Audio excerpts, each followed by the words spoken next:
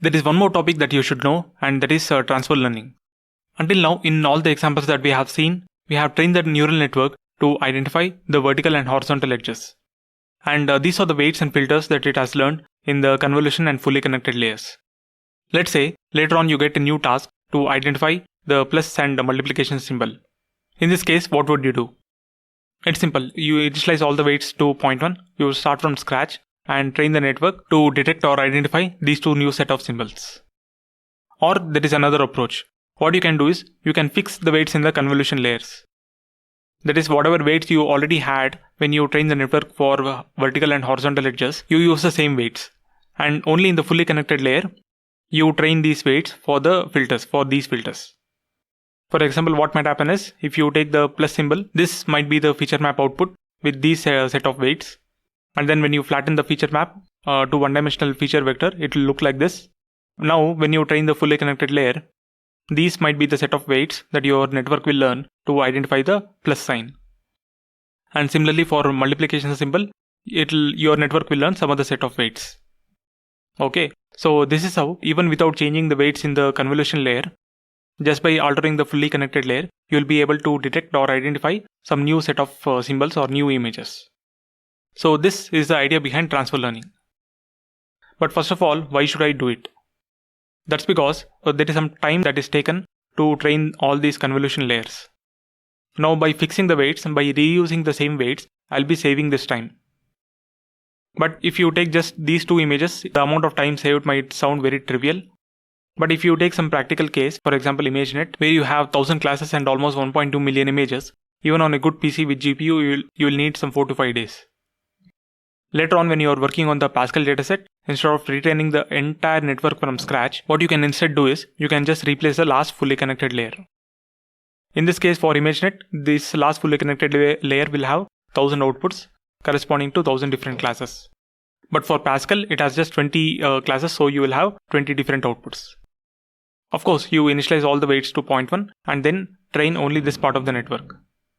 So basically, you are fixing the weights in the convolution layer. You are also fixing the weights in some part of the fully connected layers. That is, these two fully connected layers, you are fixing the weights and then training only the last fully connected layer. Okay, so this is what you are doing.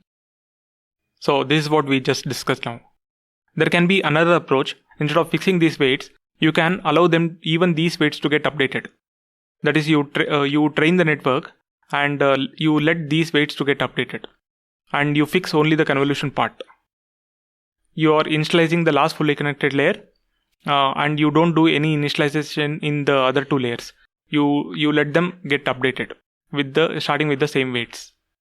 So in this case, what might happen is your fully connected layer weights will undergo some small changes. Not drastic, but very small changes.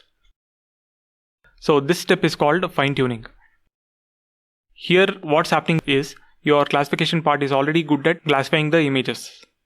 But here when you are working on the Pascal dataset, it will just get adjusted to the new kind of data in this dataset. That's it. So it will make some small adjustment to work better with the Pascal dataset. So this way, by fine-tuning some more layers, you will get some small improvement in the accuracy. So this can be the approach for transfer learning.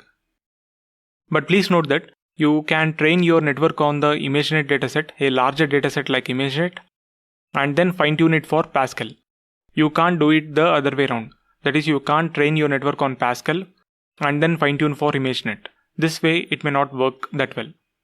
So that's the first thing. Second thing is one question. Let's say you're training the network from scratch for Pascal dataset, or you take another approach of doing the transfer learning that we just discussed. Which of these two approaches will give you higher accuracy? In this case, the second approach, that is of the transfer learning, might give you higher accuracy. Because when you have trained your network on ImageNet, it has already seen a lot of data and your network is almost very robust. And then when you just fine-tune it for Pascal with just 5000 images, it might work way better compared to just training your network from scratch for the Pascal dataset. I'm not saying it will work better, but it might work better.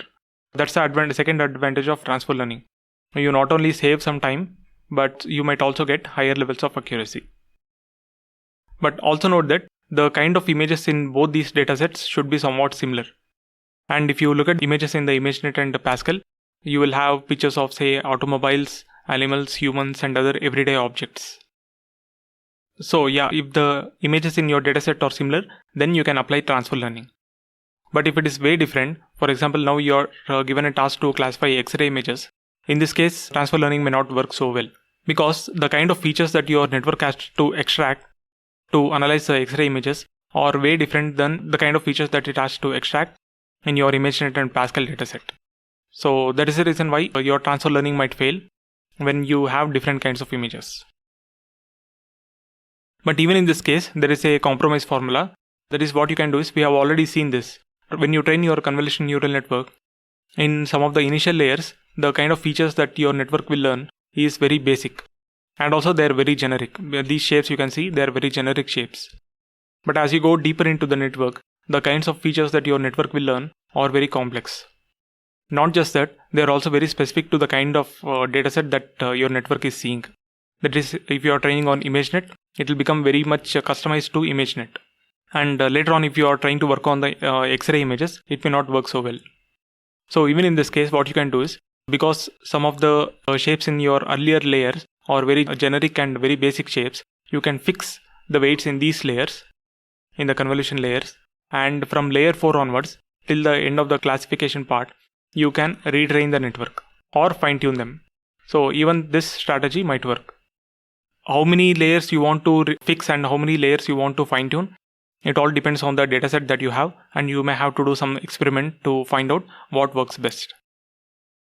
So that's the concept of transfer learning. You are transferring the knowledge that you have acquired on one dataset, one domain, to another dataset. And that's why it's called transfer learning.